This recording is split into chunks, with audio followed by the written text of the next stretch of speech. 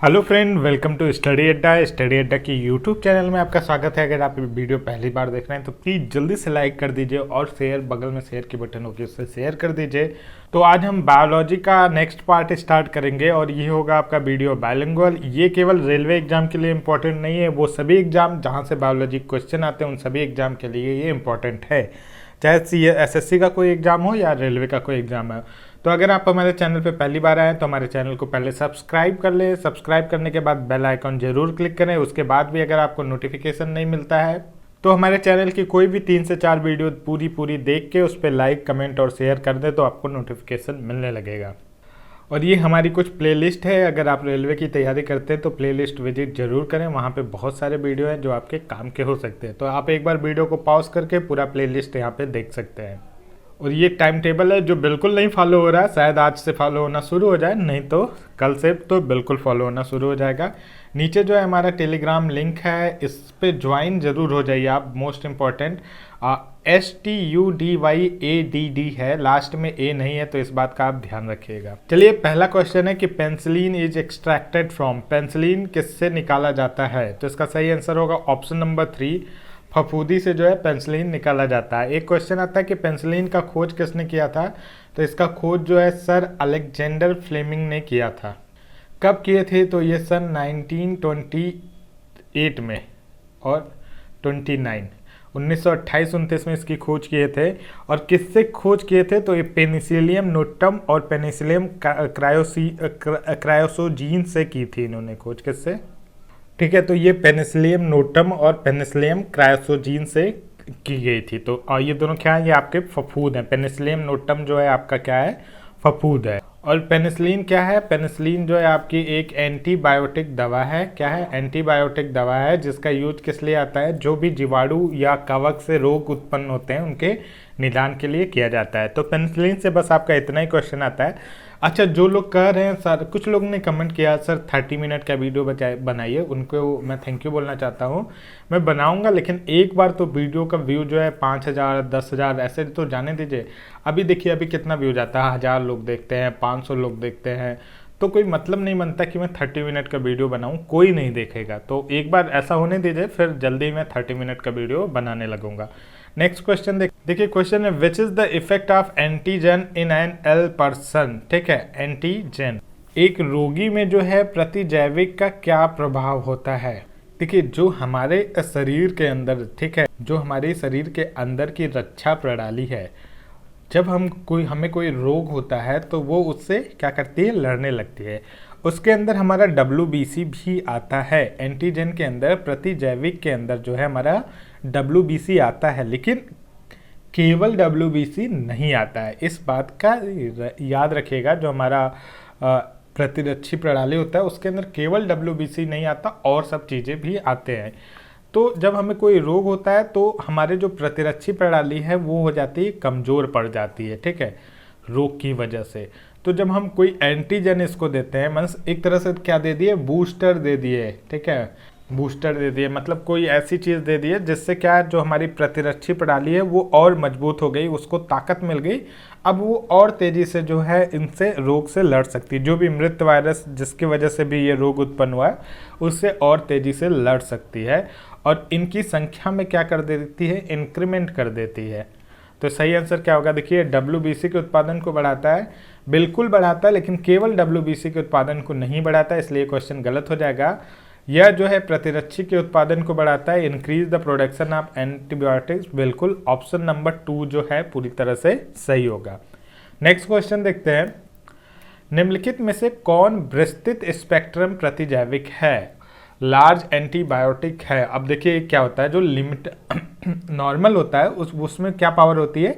वो केवल limited bacteria से ही लड़ सकता है, लेकिन जो ब्रॉड स्पेक्ट्रम एंटीबायोटिक होता है, लार्ज स्पेक्ट्रम एंटीबायोटिक होता है, वो कई तरह के अलग अलग बैक्टीरिया से लड़ सकता है एक ही बार में, ठीक है। तो इसमें इस समय तो अगर आप देखेंगे बहुत सारे एंटीबायोटिक आ चुके हैं मार्केट में, लेकिन अगर आपको एक नाम याद करना तो ऑप्शन नंबर 3 याद कर लीजिए, हर बार यही ऑप्शन में रहता है, एम्पीसिलिन, और एम्पीसिलिन ही आपका जो है सही होगा। नेक्स्ट क्वेश्चन देखते हैं, angora wool is extracted from, angora ऊन निकाली जाती है किससे?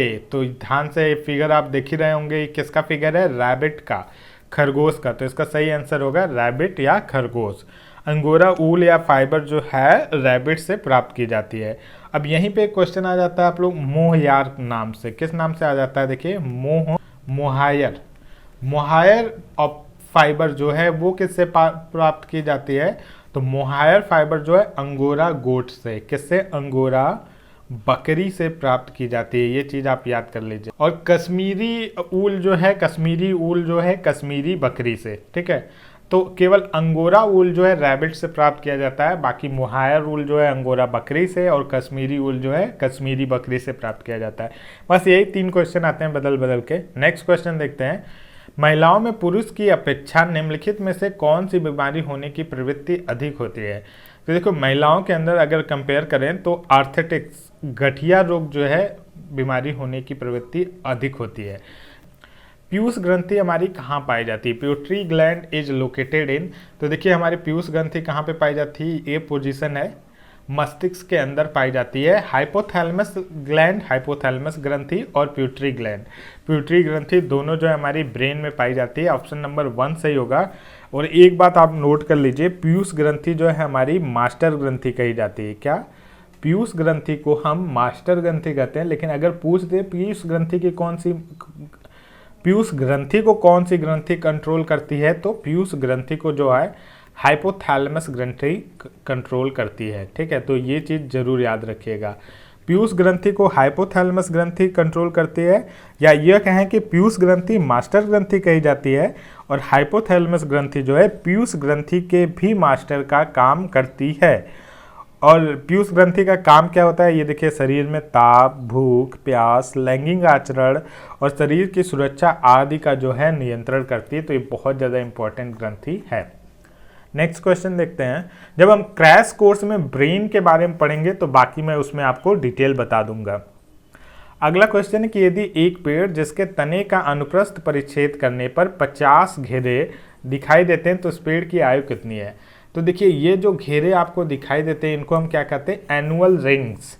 मीन्स जितने घेरे होंगे पेड़ की आयु भी उतनी ही होगी। तो 50 घेरे दिखाई देते हैं, तो ऑप्शन 1 सही होगा।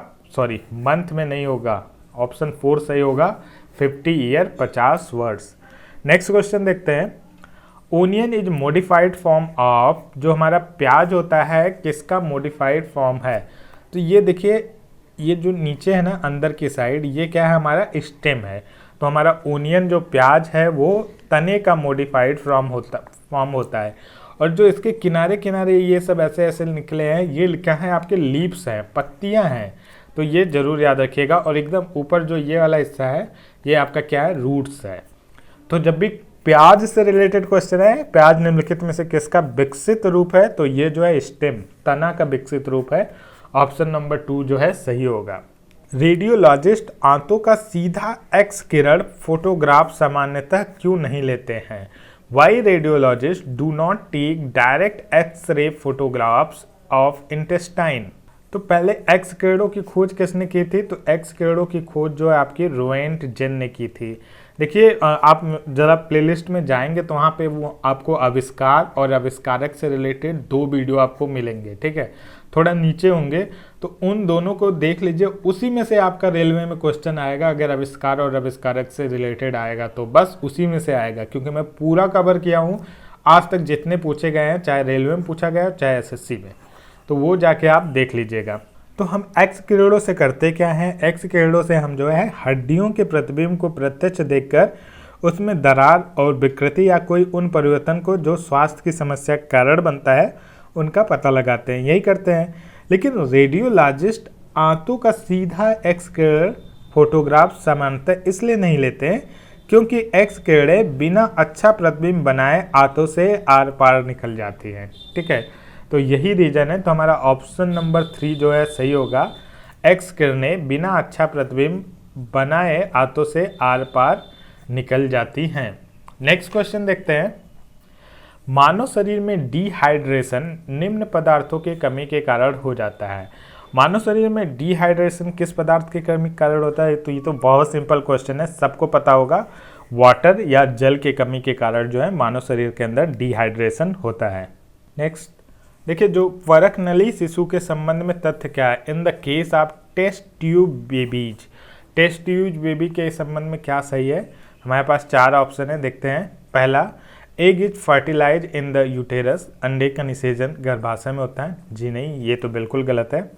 सेकेंड, भ्रूण का पूर्ण विकास परख नली में होता है। ये भी नहीं, वो अंदर ही होता है, परख नली के अंदर नहीं होता है। तो ऑप्शन 1 और ऑप्शन 2 दोनों गलत है। भ्रूण को 2 महीने बाद गर्भाशय में स्थानांतरित कर दिया जाता है, एम्ब्रो इज प्लेस्ड, ये सही है कि उसको 2 महीने बाद जो है स्थानांतरित कर दिया जाता है। तो ऑप्शन नंबर 3 जो है हमारा सही होगा। अगले क्वेश्चन पे चलते हैं। किसी वृक्ष की आयु का निर्धारण निम्न में से किसके आधार पर किया जाता है। अभी मैंने समझाया, उसका क्या नाम था आप बताइए आप। जी हाँ, उसका नाम था एनुअल वलय, एनुअल रिंग्स। ठीक है, तो यहाँ पे उसी का नाम बदल के लिख दिया। ऑप्शन नंबर 3 सही होगा, ग्रोथ रिंग विकास वलय। तो ये कुछ क्वेश्चन थे, कुछ इंपॉर्टेंट क्वेश्चन थे। कुछ और क्वेश्चन के साथ नेक्स्ट लेसन में मिलते हैं। अगर लेसन पसंद आया तो प्लीज़ लाइक ज़रूर कीजिएगा, ज़्यादा से ज़्यादा सपोर्ट कीजिएगा। Thank you everyone.